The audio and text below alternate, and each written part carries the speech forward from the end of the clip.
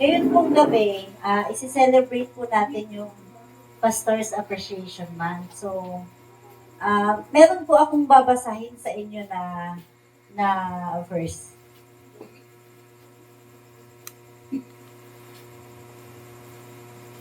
Ito po. Sabi po sa Jeremiah chapter 1 verse 5, bago ka pa lamang ipinaglihi at ipinanganak, ay pinili na kita upang maging propeta para sa lahat ng bansa. Amen po. Ang team po natin ngayong gabi ay tatawagin ko po, hello, Jesus is calling you. Ito po ay pinamagatang calling. Calling. Ano po ba yung pag sinabing calling? Sabi nila, calling means invitation of God for you to live beyond your capacity. Ano po ba yung ano po ba yung ibig sabihin nito? Ito po ba yung katulad ng pag may tumatawag sa atin sa city or pag may tumatawag sa atin sa kalsada na pag ayaw natin sagutin, pwede nating i-decline. Di ba? Pag cellphone, gusto ko tumatawag sa akin, pwede po nating i-decline. Ganon din po pag may tumatawag sa atin ng, sis. Kung parang minsan pag ayaw mo yung isang tao, pwedeng, kunyari, bingi-bingihan ka, hindi mo naririnig. Pero alam niyo po ba, na pag si Lord po yung tumawag sa inyo, hindi po kayo pwedeng magbingi-bingihan. Hindi po natin pwedeng i-decline yung tawag na yun. Isipin niyo po, halimbawa po, si Lord tumawag sa inyo. Siguro parang, halimbawa sinabi sa iyo na, Sister Josie, siyempre parang nakakatakot, no? Ba't di ako tinatawag ako, Lord, baka kukunin na ako na ito. Siyempre parang, di ba, pag tinawag ka, siyempre hindi mo naman alam kung ano yung ibig sabihin ng calling na yun ni Lord sa iyo. Siyempre matatakot ka. Tatanungin mo yung sarili mo. Bakit kaya ako tinatawag ni Lord? Sabi nga nila, calling means invitation. Ibig sabihin, iniimbitahan ka ng Diyos sa buhay na labas sa iyong kakayahan. Ang calling po ni God, hindi po ito pwedeng tanggihan o i-decline. Hindi po ito katulad sa kausap natin sa phone na pwede nating sabihin na, ay sorry Besh, hindi ako pwede, busy ako ngayon kasi marami akong gagawin. Unfortunately mga kapatid, hindi ka makakatanggi or rather makakapili when God calls you. Ang calling di mo mapipili yan. Pag tinawag ka ni Lord to a certain assignment or to a certain purpose, unfortunately, hindi ka makakapili, kapatid. It is a commitment with the Lord. So when it means commitment to the Lord, wala pong switch, wala pong on and off. Hindi mo pwedeng i-on pag gusto mo at i-off mo pag ayaw mo. Hindi po pwede yung ganon. Walang season. Dapat lagi kang handa. Di po natin pwedeng sabihin kay Lord na, Lord, pwede bang sa ibang araw na lang kasi busy ako ngayon. Hindi po pwede. Ganyan po ang trabaho ng mga pastor natin, mga kapatid. When the Lord says to them na, ikaw, Bishop Jude, dun ka mamahagi ng salita sa mga kabundukan. Ikaw, Pastora Vic, gusto ko, dun ka sa Apari. Ikaw, Pastora Nestle, dun ka sa Tugigaraw. Ikaw, Pastora Lota, dun ka sa wilderness. Hindi sila makakatanggi, mga kapatid. Buti pa nga tayo pwede nating sabihin na, ayoko niyan sa pastor na yan, boring. Totoo po yun. Sila pong mga pastor natin, once na tinawag sila ni Lord, wala silang choice. Hindi sila makatanggi. Kung saan sila nilagay ni Lord, hindi nila pwedeng piliin na, Lord, huwag naman dyan, sinong pipichan ko dyan, wala kang pumupunta. Sad to say, mga kapatid, wala po silang choice. So, kahit walang pumunta, walang umaten, walang makinig, wala po silang choice. Kasi it's their commitment to the Lord.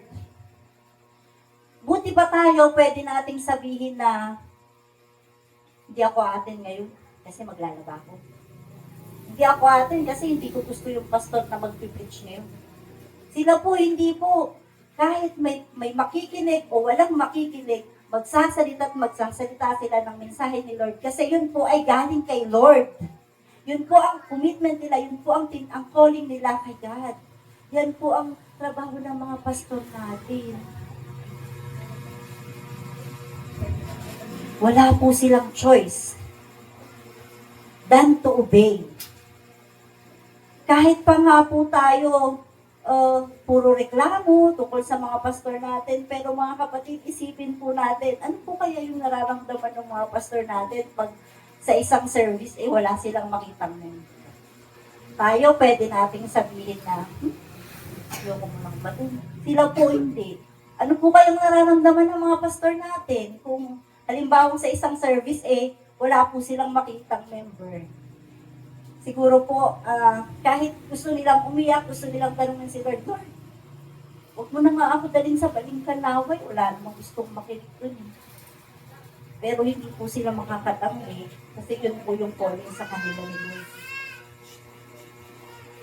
Kahit ramdam na po nila yung pagod, yung kuya, tapos pagdating nila sa pupuntahan nila, wala pa lang gustong makinig. Ano kaya yung pakiramdam na ganun? Sabi po sa Jeremiah 3:15, ito po ang sinasabi sa Jeremiah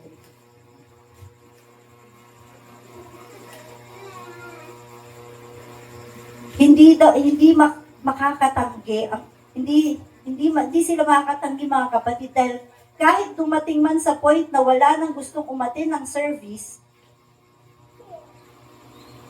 asahan niyo po, makikita pa rin po natin ang mga pastor natin na ito. Alam niyo po kung bakit? Dahil ang calling po ay isang commitment kay God. At isa sa mga nakapaloob dito ay ang magpahayag ng mga salita ng pangasalita ng Diyos at ng pangailangan ng iglesia ay kailangan nilang tugunin. Ipanalangin ang iglesia.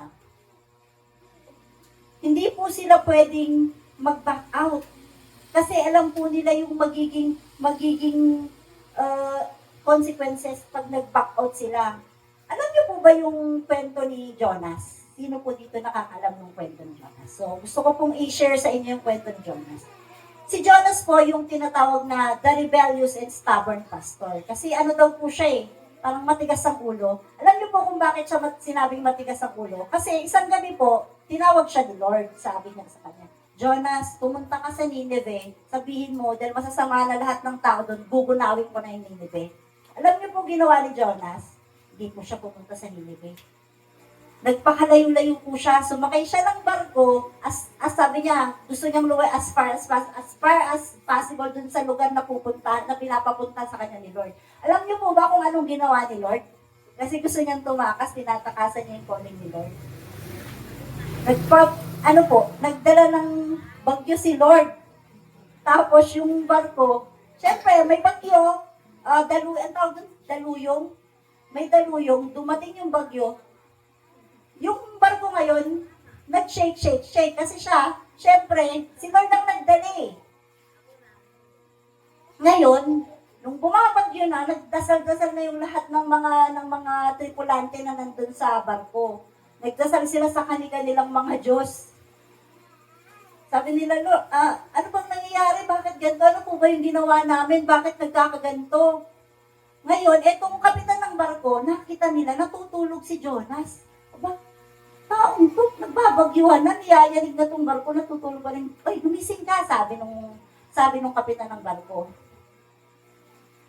Ano bang ginawa mo? Bakit nangyayari to sa amin? Parang pinag-anuhan siya nung kapitan na siya yung dahilan. Tapos umamin na si Jonas. Sabi niya nga na tinakasan daw niya yung calling ni Lord. Ano ang gusto mong gawin namin para mapatawad kami ng Panginoon mo? Sige, hagis niyo ako sa dagat. So, to make the story short, hinagis po siya ng mga kasama niya sa barko. Hinagis siya sa labas ng barko. Tumigil yung bagyo. Alam niyo po kung ano nangyari kay Jonas? Kinain po siya ng pating. Kinain po siya. Sinuwalaw siya. Hindi siya, nilunok siya ng buo. Nilunok siya ng buo ng pating. Alam niyo po ba na nag-pray si Jonas na 3 days siya. 3 3 days and 3 nights siya sa loob ng katawan nung pating. Tapos doon siya nag-pray kay Lord. Humingi siya ng tawad kasi nga, tumakas siya sa calling niya. So alam po ng mga pastor natin yan, kaya nga po, kahit wala silang choice, talagang hindi nila gusto yung mag-back out kasi nga alam nila yung consequences kung ano ang mangyari pag tinalikuran nila yung calling ni Lord. Ibig pong sabihin nito, mga kapatid, na saan ka man magpunta, kailanman di mo matatakasan ng Panginoon. Siguro po kung iba, pag tinawag sila ni Lord, sasabihin lang na, di pa po ako handa. Lord, hindi pa ako handa. Hindi po ako matalino. Wala po akong makayahang magsalita. So, siguro Lord, iba na lang, pass na lang, wag na lang po ako. Siguro po yun yung sasabihin natin. Kasi wala akong kakayanang magsalita sa harap ng maraming tao. Diba, ganun po kasi yung sinasabi pag tinatawag sila ng Lord. Yun ang katwiran nila. Pero alam niyo po ba, kilala niyo po ba si Moises? Si Moises po yung nagligtas sa Israelites. Alam niyo po ba na si Moises utal-utal? Utal-utal po siya. Yun din yung sinabi niya kay Lord, wala siyang kakayanang magsalita. Pero kaya ka dilagay ni Lord, sabi nga nila, God calls you and He equips you. So hindi ka niya ilalagay dyan, kasi kung ano yung wala ka. God calls you and it is never about of what you lack, and it is about what He will supply. Amen po ba? Hindi ka ilalagay ni Lord dyan basta-basta na kasi mahina ka, na kung ano yung wala ka, hindi mo kaya magsalita, pipilay-pilay ka, hindi mo kaya bumarap sa maraming tao. Hindi ka ilalagay ni Lord dahil sa katangian mo. Kasi alam ni Lord, kaya mo. When God calls you, He equips. Natandaan po ba natin si David sa Kasigulanan? Tinawag siya ni Lord. Si David, lumaban siya kay Goliath. Ano lang po yung dala niya? Diba po, tirador at bato lang. So sabi nila, God didn't only call him on a mission, but also a promise. I will be with you.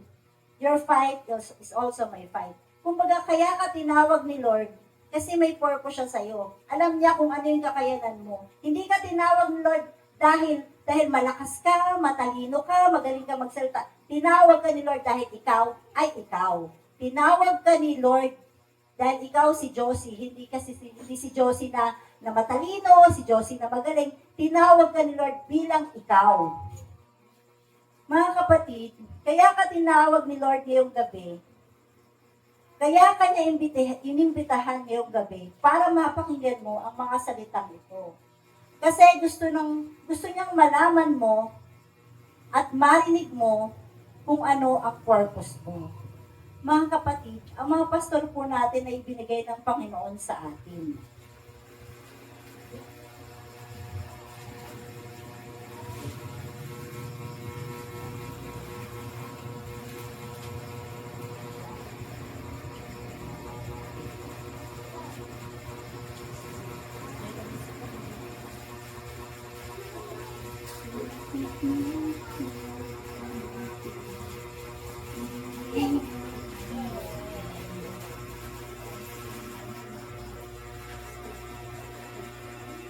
Yan po ang purpose nila. Yan po yung calling nila na kahit ramdam nila na ayaw mong makinig at walang gustong makinig, magpapahayag pa rin po sila unless si Lord na yung nagsabi na, wag na, stop ka na, tigil mo na yan, siguro wala na talagang pag-asa yung lugar na yan, tigil mo na. Hindi po sila titigil unless na si Lord yung magsabi sa kanila. Kung ang mga pastor po natin, ang purpose nila is to be a channel of blessings to others. Ikaw kapatid, sa tingin mo, ano kaya ang purpose mo? Baka tinatanong ka na ni Lord ngayon, but until now, nagbibingi-bingihan ka pa rin. Or dinidecline mo pa rin ang tawag niya. Yun po yung message ngayong gabi. Lagi po natin isipin na God's plan is always the best.